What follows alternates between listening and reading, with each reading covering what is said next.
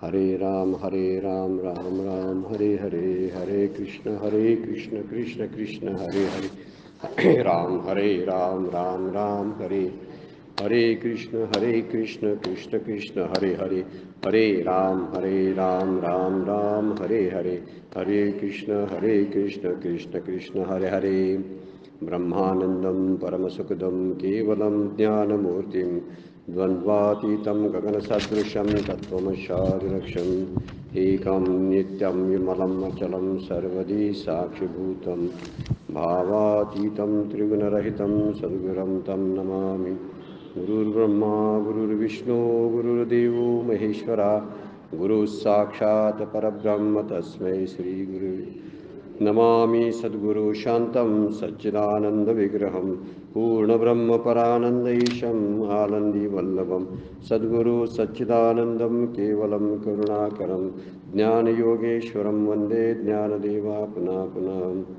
ओम नमो ज्ञानेश्वरा करुणाकरा दयाळा, तुमचा अनुग्रह लाधलो पावन झालो चराचरी, मी कलाकुसरी काहीच नेने बोलतो वचने अतिभाविका, एका जनार्दनी तुमचा दास त्याची आस पुरवावी। संत श्रेष्ठ श्री ज्ञानेश्वर माऊली, जगद्गुरु श्री तुकाराम महाराज, नाथ महाराज, सर्व समर्थ सर्व संतांना वंदन करतो। परमपूज्य काकांना वंदन, परमपूज्य मंदाताईंना वंदन, आपणा सर्वांना वंदन करून आजच्या चिंतनाला आपण सुरू करतोय। कालच्या चिंतनामध्ये आपण पाहिलं होतं, श्लोक क्रमांक 31 नंबरच्या श्लोकावरती आपण माऊलींच्या ओव्या पाहत होतो। माऊली बोलतात, गीतेचा श्लोक असा आहे, ए मे मतमिदं नित्यम अनुतिष्ठन्ति मानवाः श्रद्धावंतो अनुसूयंतो मुच्यन्ते ते अपि कर्मभी। जे लोक श्रद्धावान व दोष दृष्टीरहित होऊन माझ्या मताचं अनुसरण करतात ते सुद्धा कर्मबंधनातून मुक्त होतात। म्हणजे त्यांना फारसं मोठी काही साधना करावी लागत नाही, त्यासाठी फक्त भगवंताचं जे मत आहे, जे सांगितलेलं आहे अगोदर की निर्मम होणं हे त्यांचं मत आहे। संसारामधली आसक्ती काढत जाणं हे किमान ऐकलं तरी पाहिजे, ऐकणं फार गरजेचं आहे। तर तसं इथं वर्णन काल आपण बघितलं होतं की हे अनुपरोध मत माझे, जी ही परम आदरे स्वीकारिजे श्रद्धापूर्वक अनुष्ठीजे धनुर्धरा। त्यामुळे माऊलींनी सुद्धा या दोन ओव्यामधून अट्टी घातलेल्या आहेत की श्रद्धापूर्वक आणि सत्कारपूर्वक अतिशय आदरपूर्वक शब्द वापरलेला आहे। कारण हे मत जे आहे भगवंताचं ते अनुपरोध आहे। अनुपरोध शब्दाचा अर्थ आहे वादातीत आहे, म्हणजे ते अबाधित आहे, त्याला कोणी खोडून टाकू शकत नाही, त्याच्यावर कोणी वाद घालू शकत नाही, असं माझं मत आहे। आणि जे मत जे आहे ते आदरपूर्वक कोण स्वीकारेल आणि श्रद्धापूर्वक त्याचं आचरण करेल ते सुद्धा कर्मबंधनातून मुक्त होतील। पुढच्या ओळीमध्ये ते सांगितलेलं आहे, पण 192 नंबरच्या ओळीमध्ये ते सांगतात की आपण हा विचार फार महत्त्वाचा आहे की नुसतं मताचं अनुकरण करून किंवा मताला मान्यता नुसती दिल्यामुळे सुद्धा कर्मबंधनं सैल होतात। काही जण साधना करतात, त्यांची कर्मबंधनं तरी जातातच। सकाळीच आपण कालच्या चिंतनामध्ये आपण पाहिलेलं आहे की ज्यावेळी जगाचा विचार आणि जगाचं ज्ञान येतं त्यावेळी ते जगाचं ज्ञान आपल्या आत्मज्ञानाच्या आड येत असतं। त्यामुळे जगाची माहिती, इन्फॉर्मेशन टेक्नॉलॉजी आपण जी शब्द वापरतो हे पोट भरण्यासारखे उद्योग आहे, त्याच्या पलीकडे त्याचा काय नाही। आणि पोट भरण्याला केवढं महत्त्व द्यायचं हे ठरवलं पाहिजे। पोट भरण्याला महत्त्व केवढं, जगण्यासाठी केवढं लागतं, याला कुठंतरी मर्यादा आणि प्रमाण ठेवता आलं पाहिजे। त्यावेळी मग दोषदृष्टी निघून जाते आणि माणूस श्रद्धावान होतो, भगवंताचं अनुसरण करता येतं। त्यामुळं माऊलींनी पुढच्या ओळीमध्ये सांगितलेलं आहे, तेही सकळ कर्मी वर्ततू। तेही म्हणजे जे माझ्या मताचा आधार करतात ते सर्वजण सर्व प्रकारची कर्मे करत असूनही सुद्धा सकळ कर्मी वर्ततू, सगळी कर्म करत असताना जाण पा कर्मरहितू, ते कर्मरहित स्थितीत पोहोचतात असे समज। म्हणून हे निश्चितो करणीय गा, म्हणून मी सांगतो त्याप्रमाणे आचरण करणे श्रेयस्कर आहे। कारण जर सर्वजण सर्व प्रकारची कर्म करत असून सुद्धा कर्मरहित स्थितीत पोहोचतात, कोणत्या गोष्टीमुळं, फक्त भगवंताच्या मताचं अनुसरण केल्यामुळं। म्हणजे शास्त्र मानलं, भगवंताच्या वाणीला मान्यता दिली, भगवंताचे अस्तित्व आहे असं जाणवलं त्यांना, तरी तेवढं सुद्धा पुरेसं आहे असं भगवंत सांगतात की ज्यामुळं आपण कर्मरहित होऊ शकतो। कर्म करत असताना कर्मरहित होऊ शकतो. कर्मरहित जान पा कर्मरहित म्हणून हे निश्चितो करणीयेगा. करणीयेगा म्हणजे करावं का लागतं, तर यासाठी कर्मबंधनातून बाहेर पडायचं आहे म्हणून ते करावं लागतं. काय करावं लागतं, तर भगवंताच्या मताचं अनुसरण करावं लागतं, अन्य काही करावं लागत नाही. कारण फार मोठ्या गोष्टी ज्या आहेत या साधनेमध्ये आहेत, आणि एवढी साधना जी आहे ती साधना जमणं थोडंसं कठीण गोष्ट आहे. त्यासाठी भगवंतांनी मधला मार्ग सांगितलेला आहे. किमान माझ्या मताचं अनुष्ठान जरी केलं, अनुष्ठान शब्दाचा अर्थ आहे मत मानलं तरी सुद्धा, तर भगवंताचं मत हे सिद्धांत आहे, आणि त्या सिद्धांताला कोणतरी मानत असेल ना, तर निश्चितच त्याचा उपयोग त्यालाच होणार आहे. तोच कर्मबंधनातून हळूहळू सुटत जाणार आहे. वास्तविक कर्मयोगच आहे तो, आणि कर्मयोगामुळंच कर्मयोगाची बंधनं, कर्माची बंधनं सुटत असतात, असा विचार त्यामध्ये सांगितलेला आहे. पण ज्यांना तत्वज्ञान कळलेलं नाही, म्हणजे तत्वज्ञान कळले नाही नव्हे, ज्यांना तत्वज्ञान कळलेलं आहे त्याचं अनुसरण करतात ते तर मुक्त होतीलच, त्याबद्दल काय मग शंका नाही. पण न कळता सुद्धा, श्रद्धेनं सुद्धा किंवा अनुसय होऊन, अनुसय शब्दाचा अर्थ आहे दोषरहित होऊन, जर असूया सोडली, श्रद्धा जर असली तरी सुद्धा अशा आचरणानं सुद्धा एखादा साधक मुक्त होऊ शकतो. एखादा मानव शब्द वापरलाय, त्यामध्ये मानवासाठी आहे. कुठलीही व्यक्ती मुक्त होऊ शकते किंवा कर्माच्या बंधनातून बाहेर पडू शकते, असं वर्णन. मुच्यंते ते अपि कर्मभी असा शब्द वापरलेला आहे, म्हणजे त्या कर्मबंधनातून ते मुक्त होतील, जरी फक्त तत्वज्ञान जरी कळलं नाही तरी सुद्धा. तत्वज्ञानाचा विचार करायची काही गरज नाही. उदाहरण देतात बघा, की साखरेचं उदाहरण देतात. साखर ही कुणालाही गोडच लागते, कुणी ज्याचं प्राशन जे करतात त्यांना ती गोडच लागते. मग साखरेबद्दलची साखर जी तयार होते, त्या साखरेचे तयार व्हायचे जे फॉर्म्युले आहेत ते त्याला ठाऊक नसले तरी सुद्धा गोड लागते. आणि समजा एखादा तज्ज्ञ माणूस आहे की जो कारखान्यामध्ये ॲक्च्युली काम करतो, आणि त्याला पहिल्या ऊस टाकल्यापासून साखर बाहेर पडेपर्यंत सगळं पाठ आहे, कशी कशी कशी साखर जाते, त्याला कशी लागते, त्याला पण गोडच लागते. आणि जो कधीच माहीत नाही, घरात नुसता चहाच पितो साखरेचा, त्यालाही ती गोड लागते. तसं आहे, ज्याला ह्या तत्वज्ञानाचं कळलं, तत्वज्ञानी कळलं, ते तर मुक्त होतीलच. पण ज्यांना तत्वज्ञान कळलं नाही, फक्त भगवंताच्या मताचा आदर करायचा, शास्त्राचा आदर करायचा, म्हणून नुसता शास्त्राचा जरी आदर जरी करायला लागले तरी सुद्धा ते कर्मबंधनातून मुक्त होतील, असं भगवंत या श्लोकामध्ये 31 नंबरच्या श्लोकामध्ये सांगतात.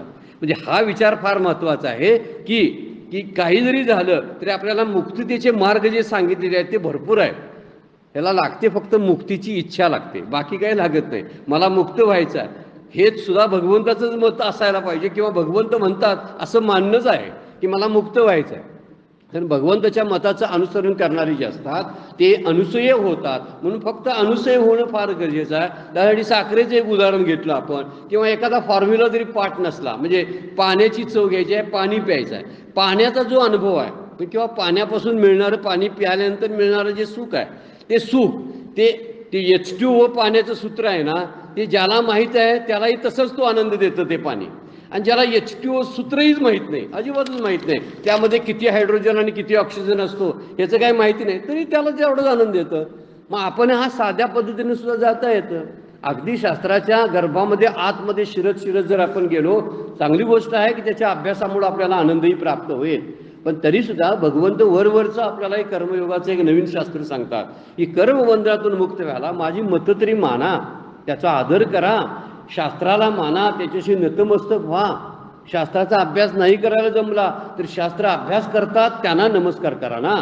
त्यांना नमस्कार करणं म्हणजे शास्त्राला नमस्कार करणं आहे. तुकोबा ज्ञानोबा आता नाहीत, पण गाथा ज्ञानेश्वरी दासबोध आहेत ना, त्यांना नमस्कार करायला पाहिजे.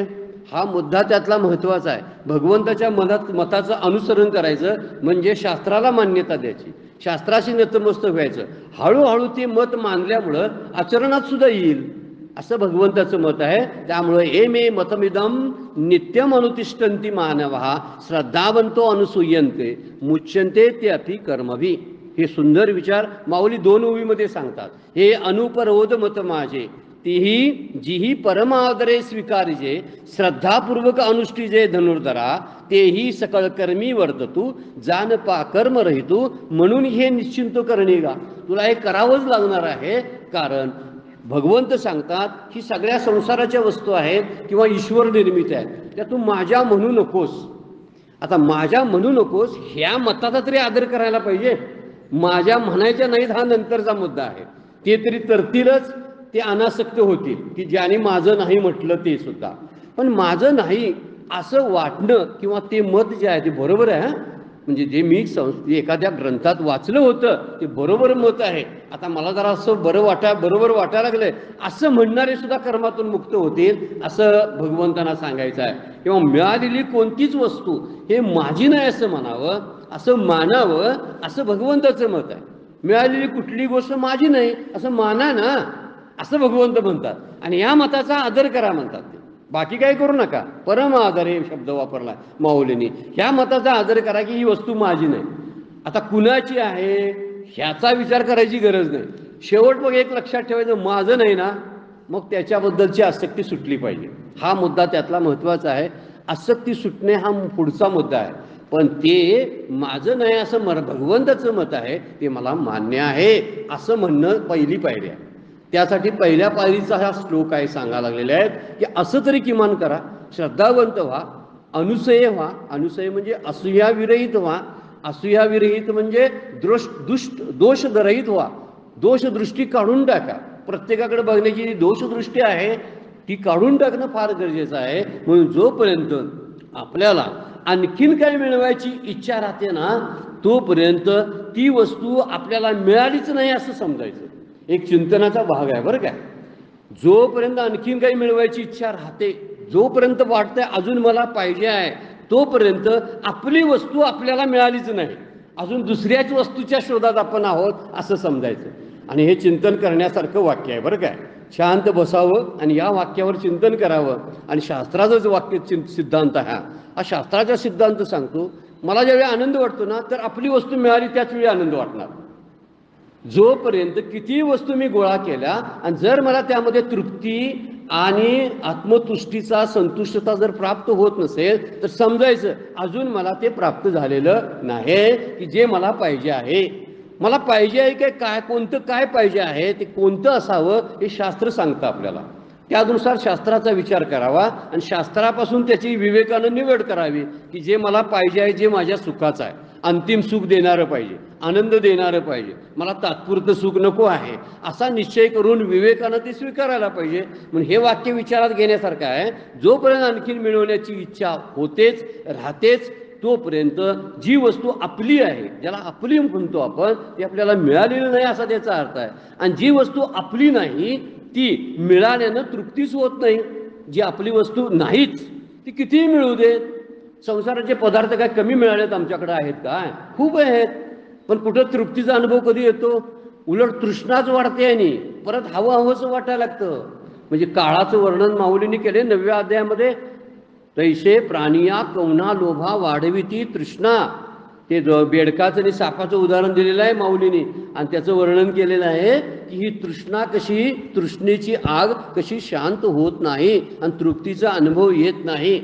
दरदूर साप गिळजिता आहे उभा की तो माशिया वेठाळी जीवा, तैसे प्राणिया कवना लोभा वाढविती तृष्णा, असं माऊली बोलतात. याचा अर्थ आहे की बेडकाला अजूनही जगावं असं वाटतं सापाच्या तोंडात बसून सुद्धा. सापाच्या तोंडात आहे आणि बाहेर त्याचं भक्ष्य पकडण्यासाठी जीभ तो बाहेर काढतो.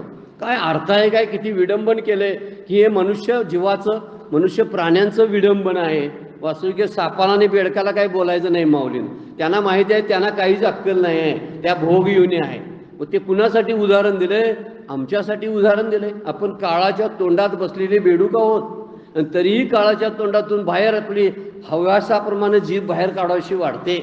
आपली वस्तू कोणती ही कळेनाशी झालेली आहे. म्हणून नको त्या वस्तू गोळा करण्यामध्ये आणि त्याची टेस्ट घेण्यामध्ये आपलं आयुष्य खर्ची पडायला लागलेलं आहे. याची जाणीव करून देण्यासाठी भगवंत म्हणतात माझ्या मताचं अनुसरण करा आणि त्याप्रमाणे वागा. म्हणून जी वस्तू आपली नाही ती मिळाल्यानं तृप्ती होत नाही आणि आपली असती तर तृप्ती झाली असती, आपल्या जीवनाला पूर्णत्व प्राप्त झालं असतं. ज्याला कृतार्थता म्हणतात, ती कृतार्थता केव्हा होते माहिती आहे, जीवन पूर्ण होतं तेव्हा. आणि जीवन पूर्ण होण्याला जीवन मुक्तीच लागते, अन्यथा पूर्णत्व नाही आहे त्याला. आत्मज्ञानाशिवाय कुठल्याच ज्ञानाला पूर्णत्व नाही.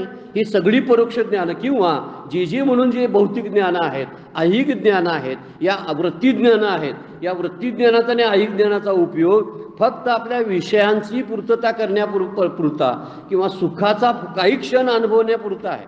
अंतिम सुख अनुभवायचं असेल तर त्यासाठी मुख्य जे ज्ञान आहे त्याला आत्मज्ञान म्हटलं. त्या आत्मज्ञानाचा विचार करायला पाहिजे. म्हणून तृप्ती होत नाही, कारण आपली असती तर तृप्ती झाली असती. म्हणून ती वस्तू माझी नाही. ज्या संसारिक वस्तूने माझी तृप्ती होत नाही ती माझी नाही असं समजलं पाहिजे ना. माझी कोणती, ज्यामुळे मला तृप्तीच होणार, कारण शास्त्राने मला तसं सांगितलंय. तुला ज्यावेळी काही नकोसं वाटेल असं काहीतरी घे की ज्यावेळी तुला काहीच नकोसं वाटेल त्यावेळी समज की तेच तुझं खाद्य आहे. साधी गोष्ट आहे बरं का. खाद्य कोणतं तुझं आहे, म्हणजे अमृत घेतलंस ना, अमृत तत्वाय कल्पते, सगळं वर्णन उपनिषद करतात, सगळं करतात, त्याला अमृत म्हटलेलं आहे. एकदा अमृत घेतलं की भूक कशी लागेल, लागणार नाही. अजून आम्हाला जेवावं लागतं. या अर्थी तृप्तीचा जो विषय आहे, तृप्ती देणारा जो पदार्थ आहे तो अजून आम्ही घेतलाच नाही, तो अजून आपण चाखलाच नाही. त्यामुळे असं काय आहे की मला परत परत खावंसं वाटणार नाही. उपनिषद केनोपनिषदामध्ये सांगितलं आहे असं काय आहे की एकदा ते जाणलं की पुढचं दुसरं काही जाणावंच लागत नाही. हेच वर्णन ते आहे सांगितलेलं आहे. जी गोष्ट अशी प्राप्त झाली की ज्यामुळे मला तृप्ती येईल, आणि तृप्ती देणारी एकमेव गोष्ट आहे ते म्हणजे ज्ञान. ज्ञानाशिवाय तृप्ती होत नाही, जीवनाला पूर्णत्व येत नाही. म्हणून पूर्णत्व येण्यासाठी खटाटूप करावा तो हे ज्ञान प्राप्त करण्याचा. पण आपण कुठली ज्ञान प्राप्त करतो आणि त्या ज्ञानाला ज्ञान समजतो जी ऐहिक आहे. पोट भरायच्या विद्या असं दासबोधामध्ये त्याला म्हटलेलं आहे. या विद्या फारशा उपयोगाच्या येत नाहीत, पोट भरण्यापुरता त्याचा उपयोग होतो. पण पोट भरण्याला अधिक मान्यता दिल्यामुळं हे मूळ गोष्ट बाजूला राहिलेली आहे. खरी गोष्ट ती आहे बरं काय. पोट भरणं हा एकमेव उद्देश ठेवल्यामुळं इतर उद्देश बाजूलाच पडलेत ना. आणि कोणते उद्देश, खरा उद्देश हा आहे की आत्मप्राप्तीचा, आत्मस्वरूपाच्या ज्ञानाचा खरा उद्देश आहे. तो उद्देशच बाजूला पडला आणि भलत्याच गोष्टी करायला माणसानं चालू केलीत. आणि त्यासाठी सांगतात जे आपलं आहे त्याच्या प्राप्तीनं तृप्ती होते. मग खोरं कोण आपलं आहे, भगवंत आपला आहे. त्याचं आणि माझं नातं फार जुनं आहे. जुने काय, जुने ठेवणे मीपणे ते कळे ना. जुनं ठेवणं हे आहे. तुझा जिथं उगम आहे ना, सोर्स कुठला आहे, जिथून तू आलास तिथं तुझ्या उगम स्थानाचा विचार कर. आणि ते तुझं खरं स्थान आहे, तुझं गंतव्य स्थान आहे, तिथं तुला पोचायचं आहे, त्याचाच विचार कर. म्हणजे ते स्थान आहे. माझी निर्मिती भगवंतापासून आहे, त्या भगवंतालाच मी विसरलो. त्यामुळे तृप्तीचं खरं साधन कोणतं असेल तर परमेश्वर आहे. परमेश्वर प्राप्ती असा शब्द भक्तियोगामध्ये वापरतात. आणि ज्ञानप्राप्ती, आत्मज्ञान किंवा जीवनमुक्ती असा वेदांत शब्द वापरतो. शब्दाचा काय फरक झाला म्हणून त्यात काही विचाराचा फरक होत नाही बरं का. भगवंत प्राप्ती होणेच म्हणजेच आत्मज्ञान होणं आहे. ईश्वर दर्शनाला जीवनमुक्ती म्हणतात. आणि म्हणून म्हणलेलं आहे भगवंत माझं आहेत आणि त्याच्या येण्यानं माझ्या अंतःकरणात, त्याच्या प्रवेशामुळं माझं अंतःकरण पूर्णत्वाला प्राप्त होईल. म्हणजे मला खरं पूर्णत्व लाभेल, माझ्या जीवनाला कृतार्थता लाभेल. केव्हा, जेव्हा भगवत दर्शन होईल त्यावेळी, जेव्हा आत्मप्राप्ती होईल त्यावेळी. म्हणून त्यावेळी जेव्हा जी आत्मप्राप्ती होते तेव्हा संत म्हणतात स्वप्नात सदा काही मिळवायची इच्छा शिल्लक राहणार नाही आपली. जर प्राप्त झालं, जे प्राप्त झाल्यामुळं ज्याचे सुख तुम्ही देखिल्यावरी मग दारोदारी न हिंडाल, तुकाराम महाराज म्हणतात. अजून कुठं बघितलं सा त्याचं सुख आहे. ते सुख जरा बघितलं तर ह्या सुखाला तुम्ही दडकावून लावाल, लाथाडाल. हे सुख मला नकोच म्हणून दुर्लक्षित कराल. हे ऐहिक सगळं भौतिक सुख आहे. या सुखाची जरा सुद्धा किंमत वाटणार नाही जर त्या सुखाचा जर नुसता स्पर्श जरी झाला तरी. मग तो स्पर्श होत नाही. आणि म्हणून भगवंताची माझी जुनी ओळख आहे, ती जुनी ओळख मी काढत नाही. नवीन नवीन ओळखीमध्ये मी गुंगून गेलो, मोहामध्ये ग्रस्त झालो. आणि त्यामुळं मला माझं ते जुनं ठेवणं आहे ते कळेन असं झालेलं आहे. कारण मूळ आहे अहंकार, मीपणे ते कळेना. खरा गोष्ट त्यात आहे. आणि मी मुळच पुढची ममता सुरू होते. मी सुरू झालं की माझं पण सुरू होतं. भगवंत म्हणतात तुझं काही तर नाही आहे, हे सगळं आहे ते प्रकृतीचं आहे. तुला जर भगवंत मानायचा नाही तर प्रकृतीचं मान, निसर्गाचं आहे मन. तुझं तरी म्हणू नकोस किमान. जर एखादा भक्त असेल तर तो म्हणेल ईश्वरच आहे, माझं नाही आहे असं म्हणेल. आता माझं अजिबातच नाही, ते कुणाचं आहे माहिती नाही असा ज्ञानयोगी म्हणेल. कुणाचं आहे मला माहीत नाही, भगवंताचं आहे काय प्रकृतीचं आहे मला नाही, माझं नव्हे असा ज्ञानी म्हणेल. ही फार महत्त्वाची गोष्ट आहे. एखादा कर्मयोगी म्हणेल प्रकृतीचा आहे, भक्तियोगी म्हणेल हा भगवंताचा आहे, पण माझं नव्हे असा ज्ञानयोगी म्हणेल हे माझं नव्हे. विषय त्यांचा कशाला काढायची काय गरज आहे? कुणाचा आहे शोधून काढूया असं म्हणायची काय गरज नाही. आपलं नाही ना, मग त्यावरती आपली आसक्ती ठेवायची काही गरज नाही. असं भगवंताचं मत ते अनुकरण केलं पाहिजे. कारण ज्याप्रमाणे उदाहरण दिलेलं आहे बघा, एक शास्त्राचं फार सुंदर उदाहरण आहे. ज्यांना मूल आहे त्या सगळ्याच स्त्रिया माता बनतात. ज्यांना मूल आहे ना, बाळ झाले, त्या सगळ्या स्त्रिया माता बनतात. परंतु बाळाच्या सर्वच मातांच्या भेटीनं बाळाला संतुष्टता होत नाही. सगळ्या आया आहेत, दिसणाऱ्या ज्या आयाच आहेत ना, कारण प्रत्येकाला मूल समजा आहे तर त्या मूल झालेल्या ज्या स्त्रिया आहेत त्या आया होतात. मग सगळ्या आया आहेत, पण बाळकाला मात्र सगळ्या आयांच्या पासून आनंद होत नाही. मग कुणापासून होतोय? त्याची आई त्याला भेटल्यावरच आनंद होतो. हा मुख्य मुद्दा आहे. जी वस्तू मिळाल्यामुळे तृप्ती होते ना, ती खरी वस्तू माझी आहे, ती मला समजेनाशी झालेली आहे. जी शेवटची तृप्ती देणार आहे, परत भूकच लागणार नाही अशी भूक न लागणारी एक वस्तू आहे, ज्याला आत्मज्ञान म्हणतात. ती प्राप्त झाली की परत भूक लागत नाही. असं शोधावं ना, जे परत करावं लागत नाही, सारखं करावं लागते. ते सारखं कशाला करत बसायचं, हा मुद्दा आहे. खायला लागते सारखं सारखं, ते कशाला खायचं? आता न खाऊन चालत नाही, पण हा कंसातलं वाक्य आहे. थोडंसं खावं लागते, पण त्यात किती किती रस घ्यायचा, इंटरेस्ट किती घ्यायचा, हा ज्याचा त्यानं विचार करण्यासारखा मुद्दा आहे.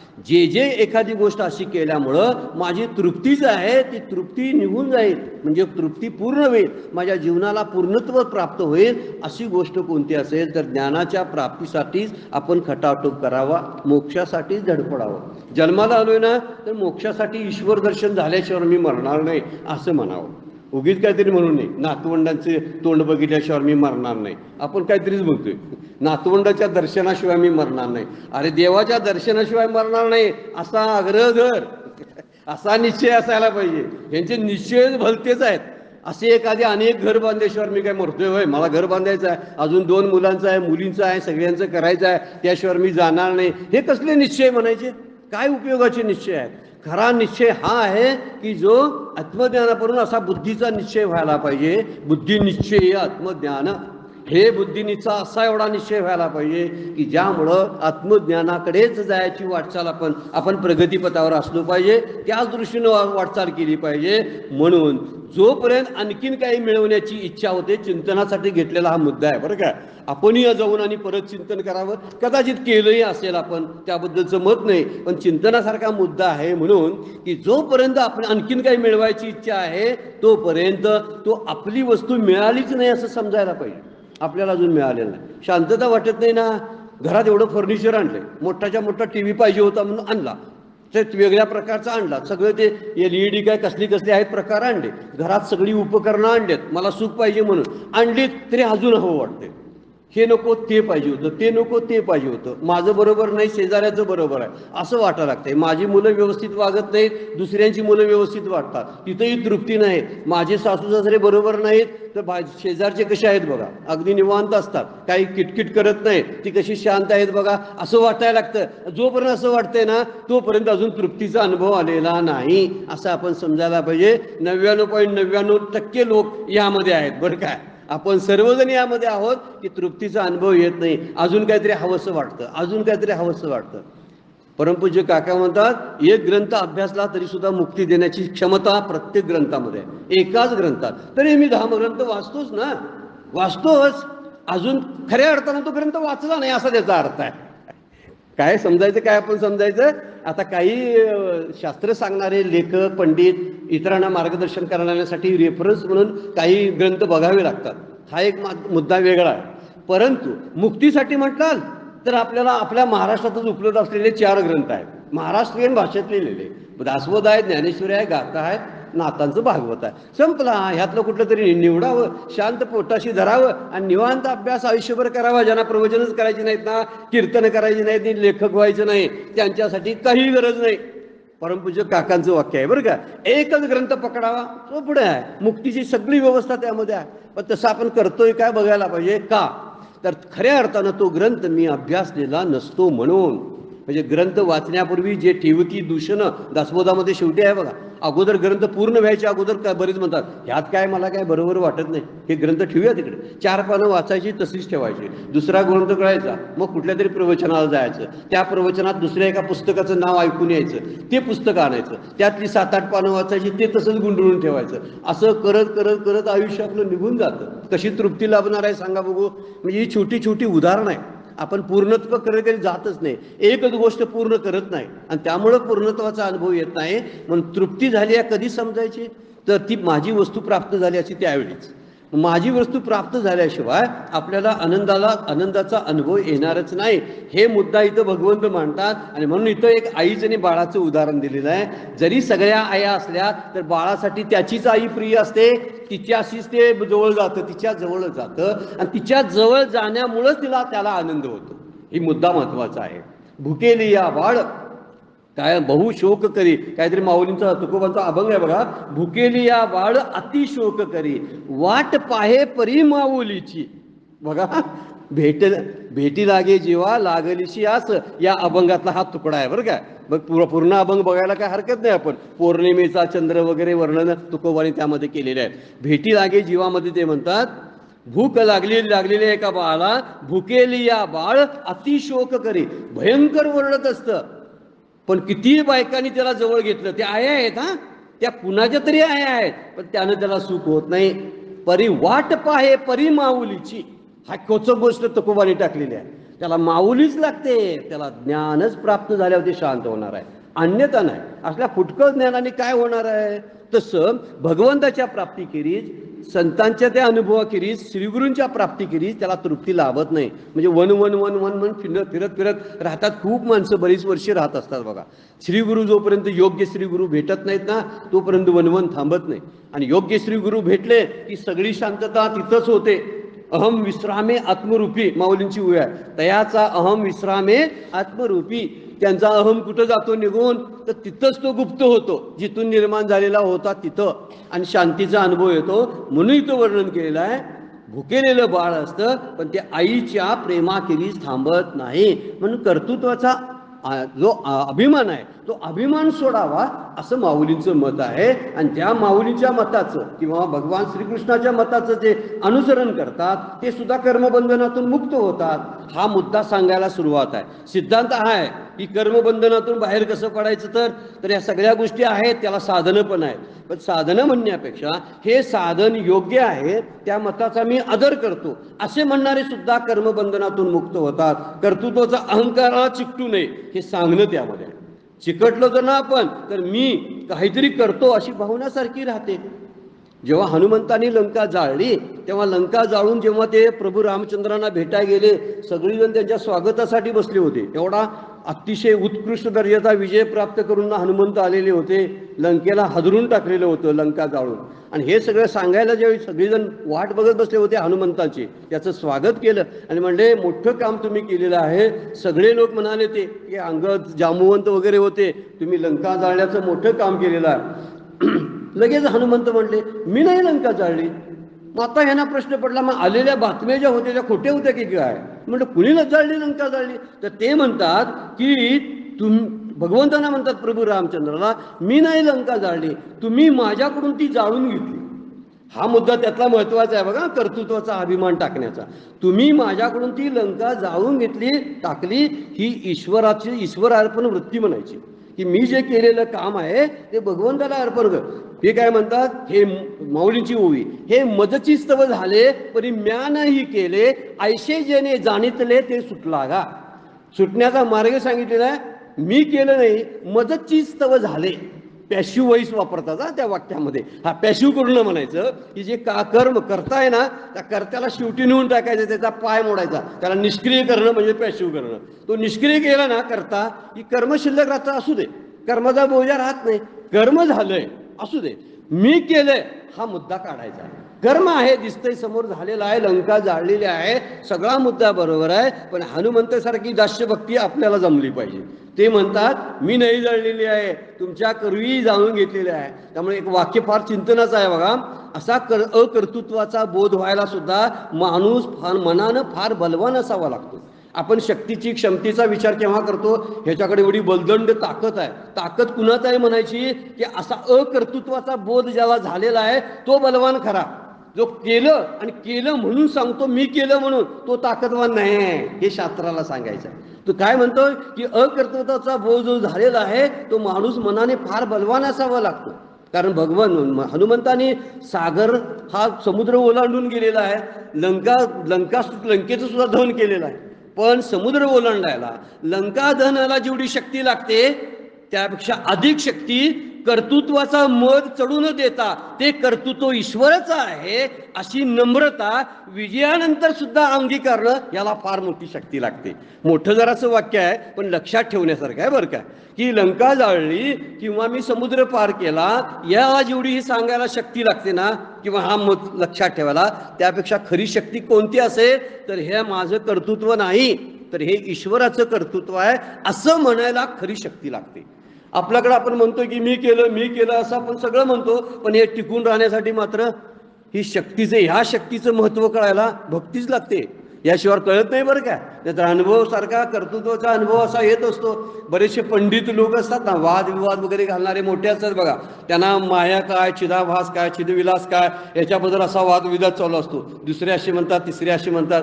देव बाजूलाच पडला असतो आणि देव मजा बघित बसला असते. काय चाललंय रे यांचे, मी इथं बसलोय माझ्याकडे कोणच लक्ष देईना आणि भांडायला लागले दोघ जण आणि भांडताना म्हणतात त्याच्याबद्दल भांडतोय, माझा विचार नाही, मी भुकेला इथं बसलोय. गंमतशीर गोष्ट आहे बरं काही. इकडं मी भुकेला आहे, मला कोणतरी प्रसाद द्या की रे, आणि माझ्या जीवावर माझं नाव घेऊन मला सिद्ध करण्यासाठी दोघ जण भांडायला लागलेले आहेत. माझी सिद्धता ह्यांच्या जवळच आहे, ह्यांनाच कळेना हेच मी आहे ते. आता काय कोण सांगणार आहे? त्यामुळे या भांडण तंडणामुळं काय खंडन मंडन म्हणतात त्याला परमपूज्य काका म्हणतात खंडन मंडन नव्हे, ते भांडणच असतं. त्याला खऱ्या अर्थानं भांडणच म्हणणं योग्य आहे. कारण कोण नाही कोणतरी कुणाला तरी सिद्ध करायचं आणि कुणाला तरी खोटं मत करून टाकायचं. काय सिद्ध होणार आहे? काय उपयोग होत नाही ना. मला म्हणे सिद्ध करायचं आहे. नाथांच्याकडे एक माणूस गेला होता नाही, काशीचे पंडित. म्हणजे तुम्ही पूर्व पक्ष करा, मी उत्तर पक्ष करणार आहे. तुम्ही काही म्हणा, मी ते फोडून काढणार. तुम्ही म्हणा सूर्य पूर्वेला उगवतोय, मी पूर्णपणे सिद्ध करून दाखवतो की सूर्य पूर्वेला उगवत नाही. नाथ म्हटले मी काय त्यातला माणूस नाही रे बाबा, मी आपला हरिपाठ वाचत्याला, ज्ञानेश्वरी वाचत्याला माणूस आहे, भागवताचा अंगीकार करणारा मी एक भागवत भक्त आहे. या पलीकडे माझी काही कुवत नाही आहे. तुमच्याकडे मोठी शक्ती आहे, तुम्ही काशीतून हे ते ज्ञान शिकून आलाय, त्यामुळे तुम्ही फोडून काढाल, मला खोडता येत नाही. नाही नाही नाही, मी उठूनच जाणार नाही. तर तुम्ही तो पूर्वपक्ष मांडलाच पाहिजे. मी लगेच तो खंडन करून टाकणार आणि तुम्हाला खोडून टाकणार आहे. तर काय बाबा मी म्हणून सांगू म्हटले. आता म्हटले करतो पूर्वपक्ष. तुम्ही फार हुशार आहात, तुमचे आई वडील पूर्ण चारित्र्यवान आहात, तुम्ही नेहमी अन्नाचं सेवन करता, अन्न खाता, तुमचे आई वडील खूप महात्म्यवान आहेत, तुम्ही खूप मोठे पंडित आहात, असे 1-2-3 वाक्य सांगितली. आता त्याला ही वाक्य सांगितल्या, ही वाक्य खोडून टाक म्हटले. आता काय खोडेल होतं? तुझे आई वडील चारित्र्य नाही म्हणेल. तुमचे आई वडील चारित्र्यवान आहेत असं वाक्य बोलले नाथ, बाकी काय बोलले नाहीत. आता म्हणजे तू आता उत्तर पक्ष कर त्याचा आणि खोडून टाक. तेवढं काही खोडून टाकायचं नाही, काय करायचं आहे? नुसती भांडणंच असतात. तो त्याच्यापेक्षा शांतप्रमाणे देवाची भक्ती करावी, नाम घ्यावं, वाचन करावं, अभ्यास करावा, चिंतन करावं, आपल्याला जे ठाऊक असते इतरांना मांडावं, त्यांना त्यांच्या मार्गाला लावावं. हे भांडण करण्यामध्ये काही उपयोग होत नाही. त्यामुळे त्याच्यापेक्षा पूर्वी असायचं ते वाद वगैरे व्हायचे. अजूनही काही लोक आहेत की जे शास्त्राचा खूप खोलात जाऊन अभ्यास करतात, त्यांना हा फुंकुमी असते भांडण्याची. कोणतरी मला बोलवत का नाही हे खोडून काढायला, असं ते म्हणत असतात. तर काय खोडायचं आणि काय जोडायचं आहे? काय सांडावे मांडावे काही लागत नाही, असं संतांचे तत्वज्ञान आहे. संतांना जर भांडायचं असतं तर भांडत बसले असते. त्यांनी कशाला गीतेवरचं एवढं सोपं भाषण लिहून काढलं असतं संतांनी, किंवा तुकोबांनी एवढं सोपं अभंग लिहून काढले, एवढे सोपे काढलेत. आणि तोच अभंग घ्यायचा, तीच एखादी उभी सोप्यातली सोपी घ्यायची आणि अवघडात अवघड करून लोकांना सांगायची, बसा वाजवीत आणि त्याचा अर्थ काढीत बसा. काय गंमत आहे ना. जरा वाजवीत शब्द तर इथं बरोबर नाही आहे व्यासपीठावरून, पण खरं तेच आहे. मात्र अहो काय करायचं म्हणजे, अहो त्यांनी सोप्या भाषेत सांगितलं आणि तुम्ही अवघड सांगायला येतं ना. म्हणजे मला किती अवघड सांगता येतं हे सांगण्यासाठी, म्हणजे त्यांना शानं करायचंच नाही काय? ऐकणारा ना नाही करायचं, असा त्याचा अर्थ आहे. तू एकटाच शाना होऊ जा, मग कशाला सांगत बसतोस? एक साधं स्वास्थ्य आहे. जे अवघडात अवघड आहे ते अवघड करून सांगण्या इतकं सोपं दुसरं काही नाही. पण जे अवघड आहे ते सोपं करून सांगण्या इतकंही अवघड दुसरं काही नाही. वाक्य लक्षात ठेवण्यासारखं आहे बरं का. अवघड आहे, मूळचीच गीता अवघड आहे आपण म्हणूया, कारण बरेच वेळा संस्कृतचं ज्ञान नसतं, त्याची ते अन्वय करता येत नाहीत. त्यामुळे कदाचित उपनिषदातली काही आहेत मंत्र कठीण आहेत, हे अवघडच आहे मूळचं. मग अवघड आहे म्हणून काय केलं, तुकोबा झाले, ज्ञानोबा झाले, नाथ महाराज झाले, समर्थ झाले, आणि इकडं भागात उत्तर प्रदेश तिकडं तुलसीदास झाले, आणि झाले इकडं आपल्याकडं गोंदवलेकर महाराज झाले, अशी खूप मंडळी आली. त्यांनी चिंतन केलं आणि म्हणले आता लोकांना काहीतरी करायला पाहिजे, नाही तर लोक भरकटच जातील, कोण वाचणारच नाही. म्हणून सोप्या भाषेत सगळं सार काढलं आणि मराठी भाषेचा मध्ये आणलं आणि वाचा म्हणले. आता एवढं सोपं आणलं तेच घ्यायचं आणि लोकांना जर अवघड करून सांगायचं म्हटलं तर काय करायचं सांगा बघू. काही लोकांना समजत नाही हो, आणि काय समजत नाही म्हणून ती फार मोठं वरच्या दर्जाचं बोलत होती, फार ज्ञानी माणूस. काय काय काय कळलं त्यातलं, तर काय कळण्यासारखं नव्हतं, पण फार ज्ञानी माणूस. अरे काय म्हणायचं ज्ञानी माणूस, गंमतशीर बोलणं असतं ऐकणाऱ्यांचं पण. हा, श्रोते पण त्यांना नमस्कार करतात, हे ह्याच्याशी वाद घालण्यास नाही, फार ज्ञानी आहे. अहो पण माझ्या पोटाचं काय, हा मुद्दाच आहे ना. इतकं इतकं जेवणाचं वर्णन करायचं आणि सगळी भुकेलेली घरला पाठवून द्यायची, ही काय पद्धत म्हणायची काय.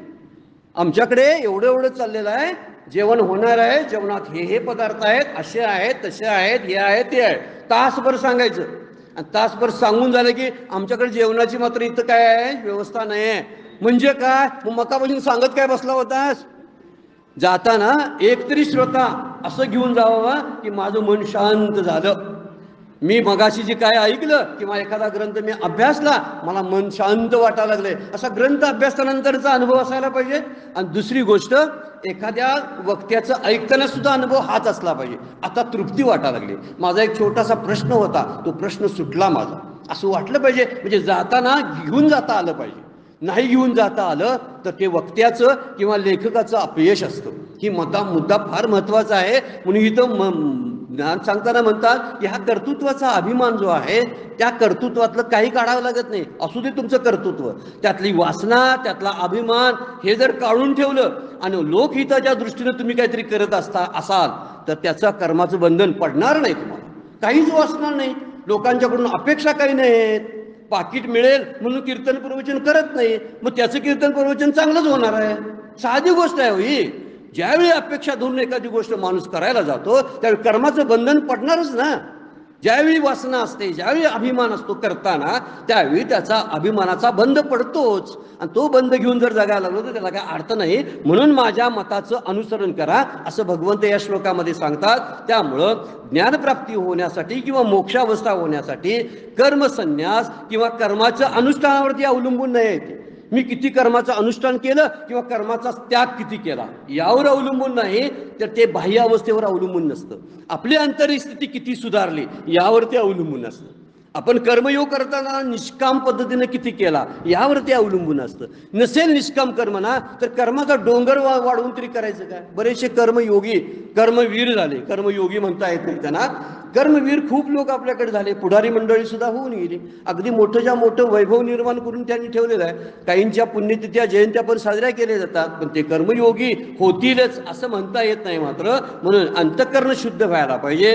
विवेक आणि वैराग्य संपन्न जर अंतःकरण असेल तर तो गृहस्थाश्रमी असेल काय किंवा संन्यासी आहे, फरक काय पडतोय, तो ज्ञानीच झाला.